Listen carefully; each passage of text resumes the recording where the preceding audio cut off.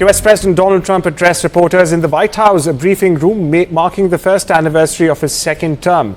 During the address, he covered several topics ranging all the way from immigration crackdown to Nobel Peace Prizes and much more. Trump stated the importance of U.S. enacting as the backbone of NATO given the volatile situation around Greenland.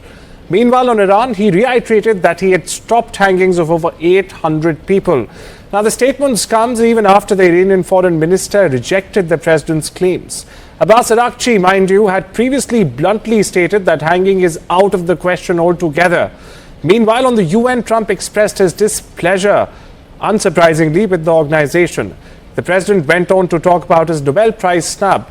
He pushed his claim of ending 8 wars, saying that no other president in American history has achieved anything remotely close. Listen in. I think NATO's been good. Sometimes it's overrated, sometimes it's not. But we have a strong NATO.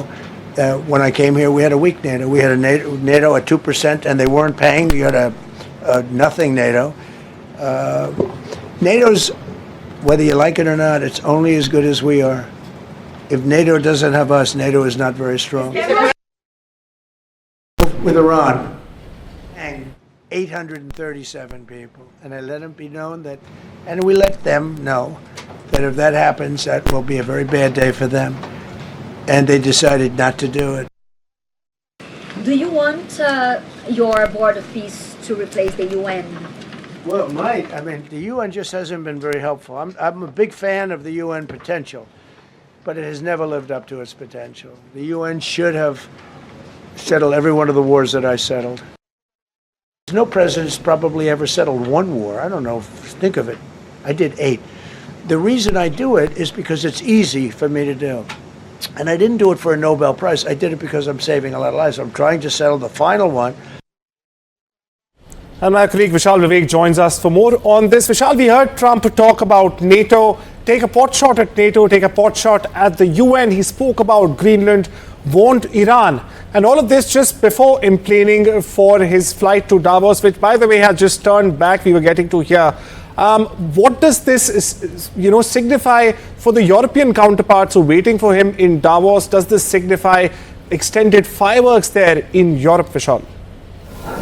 Well, if you had asked the same question a few days ago, I would have said that Iran would be bearing the brunt of Trump's wrath. But now it seems it's the EU's turn to do that, because we've seen that the back and forth between both the sides, between US and EU, has escalated to new levels in the last 12 hours or so, because we've heard reports that say that even EU is not ready to relent. EU is ready to respond to whatever Trump is threatening the EU with its own retaliatory tariffs, the so-called coercive act that the EU wants to deploy on the US side.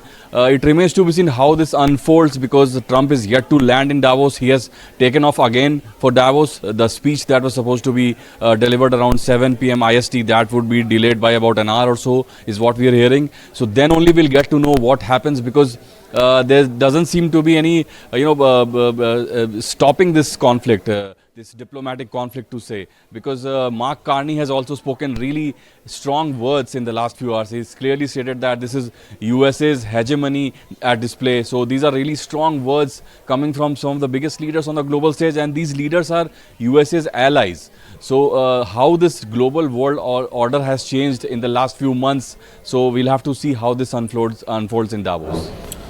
My colleague Vishal Vivek tracking the latest there. Meanwhile, we stay with Trump, whose plane, Air Force One, is in fact returning to Joint Base Andrews as we speak after departing for Switzerland. White House Press Secretary Caroline Leavitt has said that the decision to return was made post-takeoff. The crew aboard identified a minor electrical issue and out of caution decided to turn around.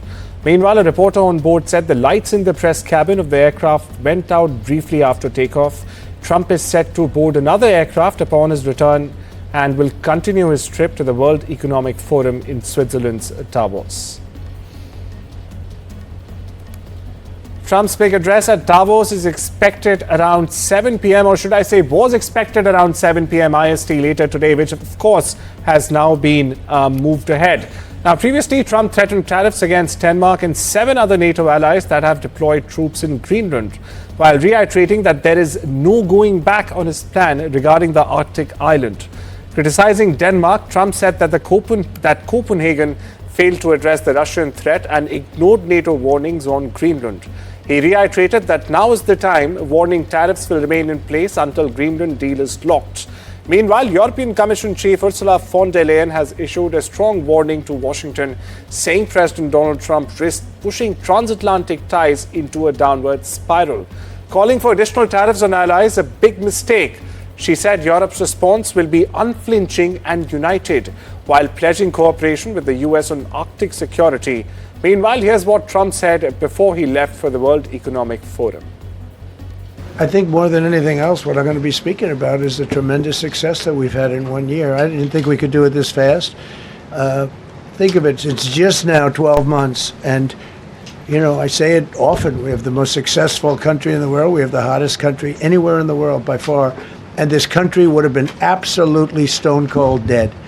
And I'm going to be talking about it. I'm going to be, because, you know, a lot of them could use some of the advice as to what we did. They need energy. You take a look at their energy policy, they're going to destroy themselves with what they're doing with the windmills and all the nonsense. They need energy help badly, or they're going to be in big trouble, and they need immigration help. How far are you willing to go to acquire Greenland? You'll find out. How far are you willing to go to acquire Greenland? You'll find out. His decision to head to the World Economic Forum comes at one of the most turbulent moments in recent transatlantic relations. Traditionally, Davos has always been about a gathering where global leaders, CEOs, and policymakers talk about cooperation, economic growth, and rules-based global order. It's not unusual for a U.S. president to be there. Bill Clinton attended in 2000, and others have sent senior officials.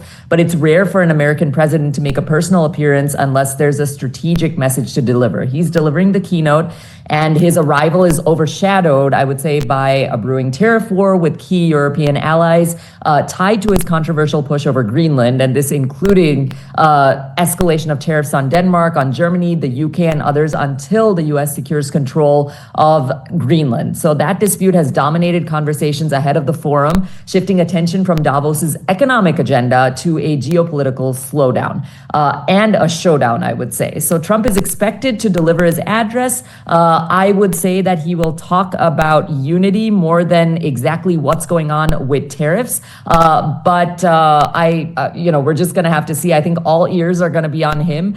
His team is also, by the way, engaging directly with business leaders and top officials, making this one of the largest U.S. delegations in the event's history. But coming amidst the tariffs, the transatlantic strain, as well as questions of American leadership and trade and security, Trump's presence signals more than what he talks about, a very deliberate attempt to assert U.S. economic positions on the world stage, even as allies bristle and markets take notice.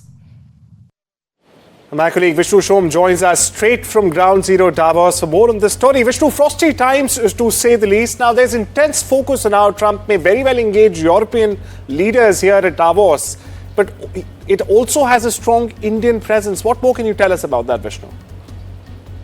As far as the Indian reaction is concerned, remember we've got senior ministers over here, for example, Ashwini Vaishnav. We've got an incredibly large Indian delegation here. Davos becomes a mini India every single year when the World Economic Forum is held. And there are Indian businessmen, business leaders who will be meeting Donald Trump tomorrow as well. So Trump will be talking business as well. But everybody is watching from the sidelines what's going to happen, because the implications on this, as we've already seen on global markets, is quite extreme. Therefore, everybody focusing on that speech of Donald Trump and what happens next, not least of all Indian business leaders who have important links with the United States and Europe. As my colleague Vishnu was rightly pointing out there's been tension simmering between Trump and his European counterparts for weeks together now. From taking pot shots to Macron and NATO chief Rutte to doubling down on his Greenland narrative, this report sums up what's happening and what the world can expect after the Davos showdown. The mania that is Donald Trump, a gift that keeps on giving. The U.S. president is out for war with Europe, tariffs, takeovers, and a tirade. Trump declared his intentions to annex Greenland and take over the country against a sharp European pushback. He then threatened tariffs against those that opposed him and didn't give in. And I may do that for Greenland too. I may put a tariff on countries if they don't go along with Greenland, because we need Greenland for national security. Greenland has been under NATO protection since 1949, and its fellow members have shown stern support against Trump's proposed operation. Trump threatened 10% tariffs first, then 25%. The message was clear: non-compliance comes with consequences.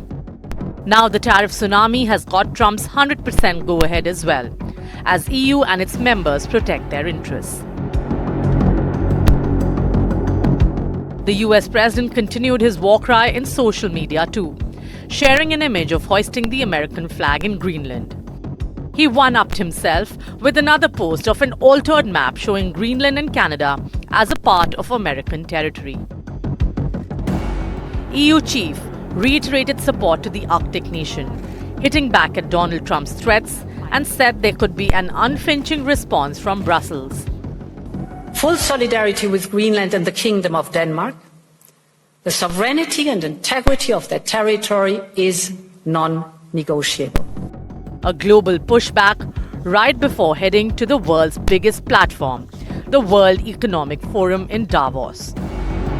Trump's ego-filled balloon hovers above Europe, while the whole world holds its breath, wondering what bombshell he'll drop next. NDTV Bureau Report.